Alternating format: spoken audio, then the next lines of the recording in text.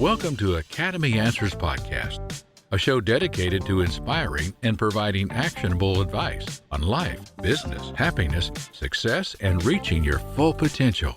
Have you ever felt frustrated that life isn't working out the way you expected? Have you been searching for answers without success? You've come to the right place.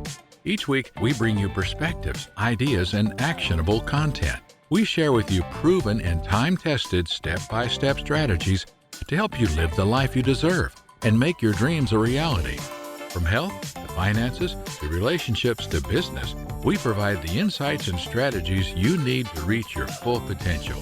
So buckle up and plug in, because Academy Answers Podcast is about to take you to a new level of personal success.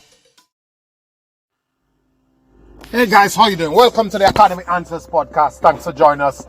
Thanks for listening in, and this is the podcast where we talk about happiness, success, and full potential. The idea that you are the architect of the structure of your years. What you end up becoming, the life you end up living, is as a result of your own thoughts, action, and decision. You are not in total control of the way your life turns out, but you are in the best position to dictate your life. You have more control than you're willing to admit. You have the most control over your life, especially those of us who live in the free world, in a society where you have freedom of choice, freedom of speech, and unlimited opportunities that have presented themselves over the past 3 or so decades to the average person. And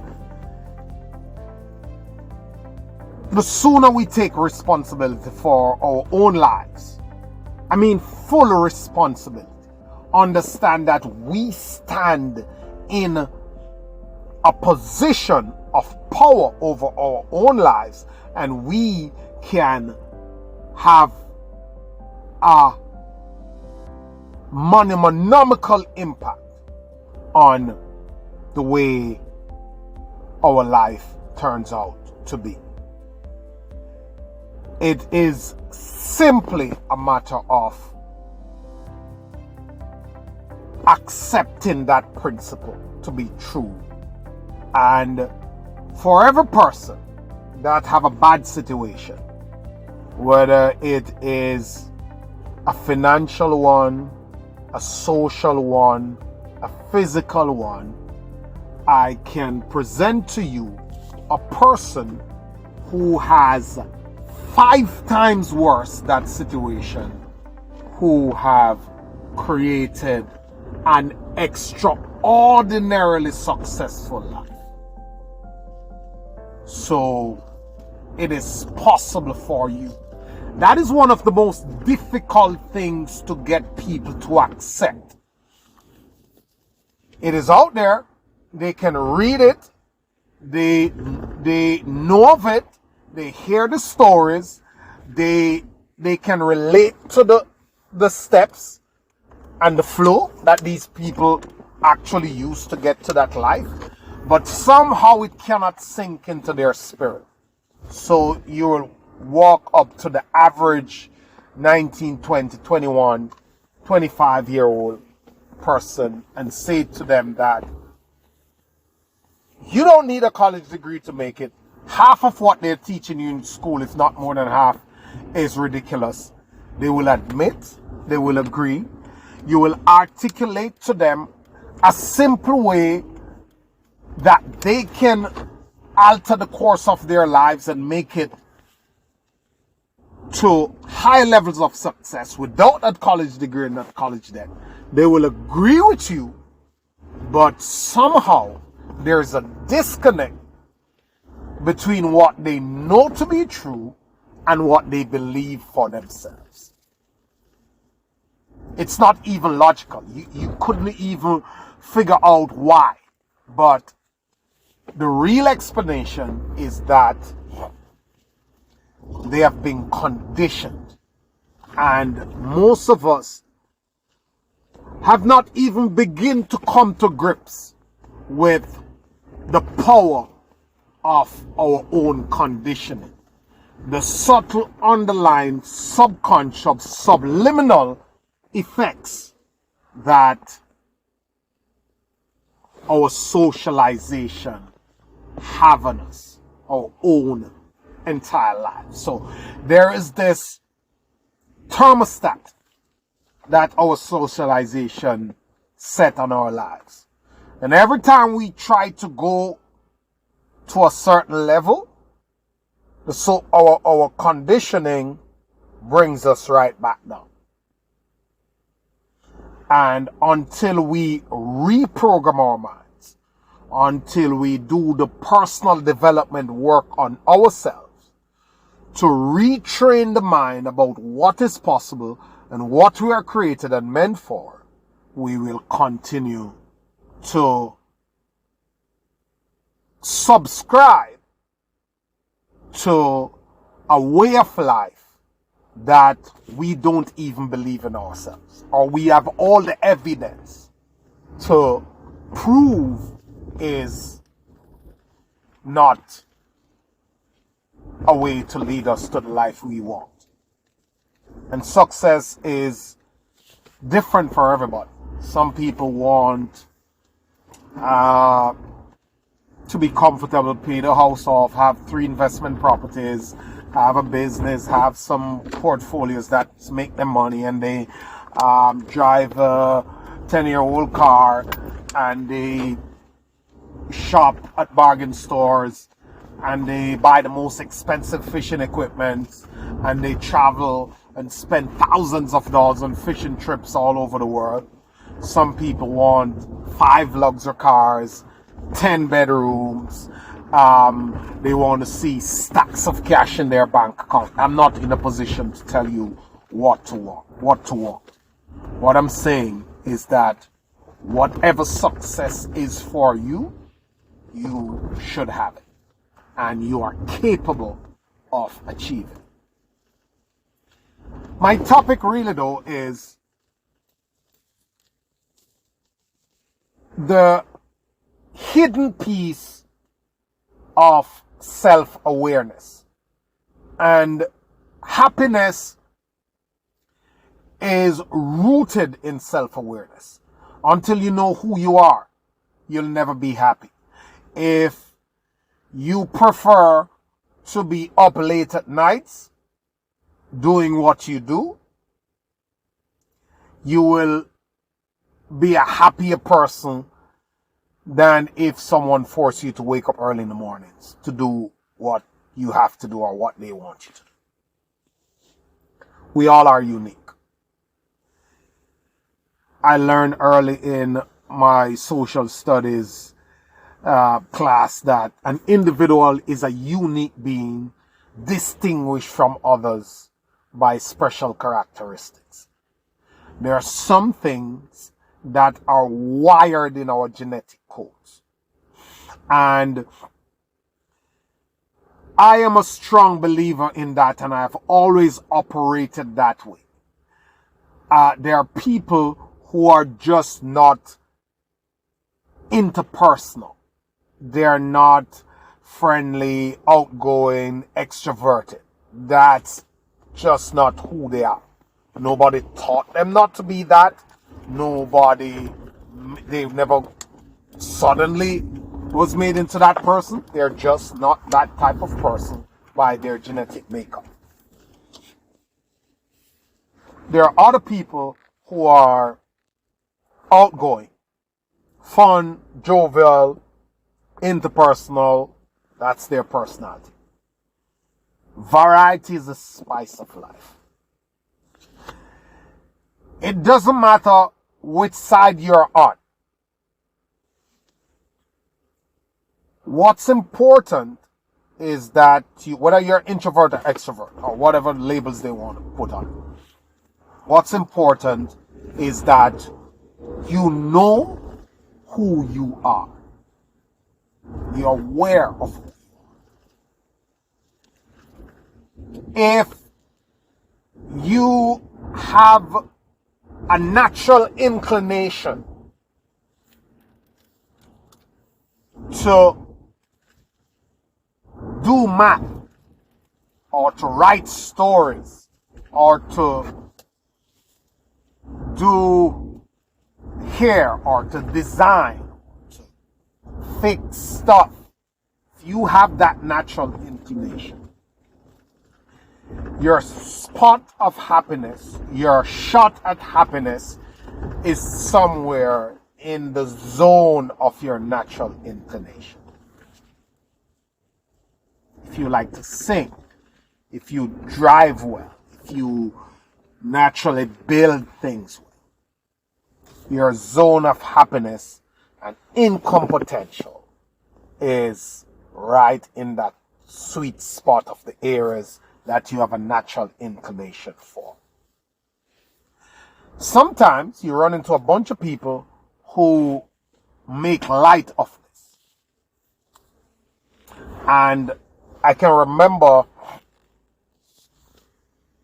reading the Growth Mindset book, and somewhere in it, Carl Deswick, I think the author, said that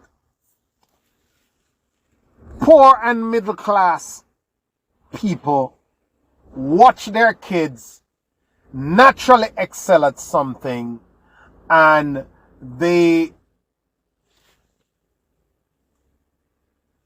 interpret it as fun and hobby and they laugh. So the kid is dancing and they make fun of it, they make a spectacle of it, they put it on social media, they have the kid dancing at parties, and that's it. Rich people realize that there's a natural inclination that a kid has, and they start to feed it.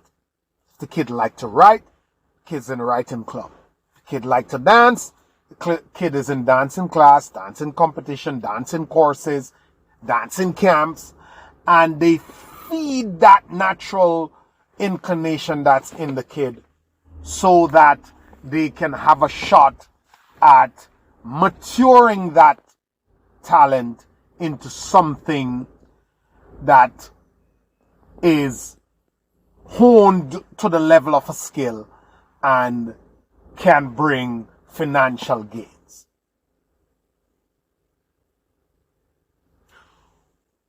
As poor and middle class people, what we do, we undermine it. We not undermine it, but we ignore the financial and the skill set aspect of it, and it becomes a hobby and a talent until the kid becomes bored. It's not fed. There's nobody around them pushing them. There's no competition. There's no support. There's no zest. There's no environment to support it. And they just lose interest. And I've seen it thousands of times. But that is almost common to realize that you are able to do this very well, or you're able to do that very well, and you can, outshine most of the people in your age group or your circle with a certain thing that you excel at. But what is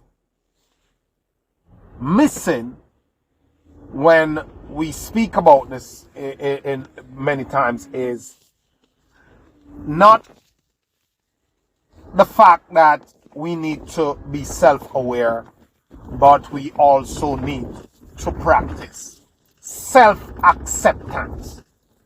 Accepting yourself. Meaning accepting that you like to sleep until 9 a.m. in the mornings. So therefore, you shouldn't be trying your entire life to be a person who wake up at 4 a.m. because you don't like to wake up at 4 a.m. You should be fashioning your life to fit into your sleep until 9 a.m. preferences. Accepting that you are the type of person who have a problem with authority figures. People telling you what to do, when to do it, and how to do it. You should be architecting a life where you are your own boss. You don't hear all these people telling you all these things, what to do, when to do, for your entire life. So, it's one thing to get to the point of self-awareness. But most of us might become aware of who we are, or what we would like to be doing, what our desires are, what we are good at, but very few of us will accept ourselves by making a determination, by committing to creating the environment in which we can be ourselves. Because most people are unhappy because they cannot be themselves. They can't take a nap in the middle of the day. They can't take work only Monday, Wednesday, and Friday, or work only Tuesday, Wednesday, Thursday. They can't have a chauffeur to drive them where they want to go.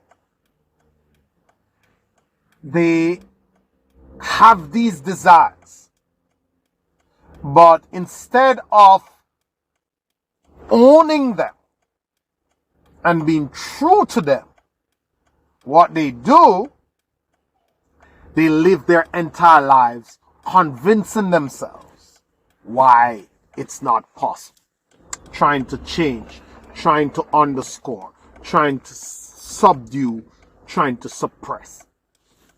And they become unhappy, miserable, and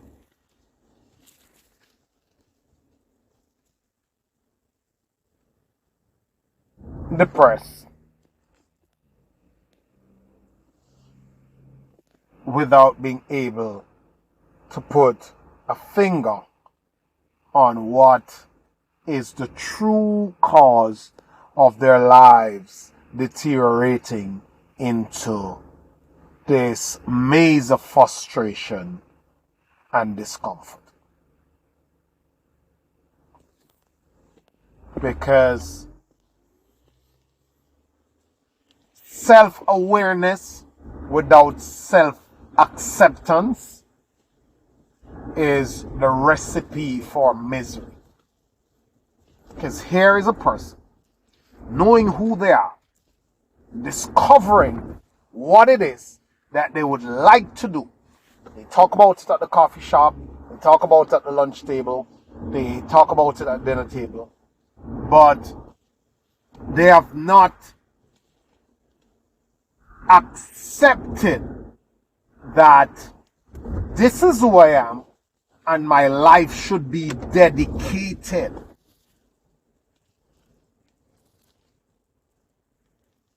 to creating the atmosphere in which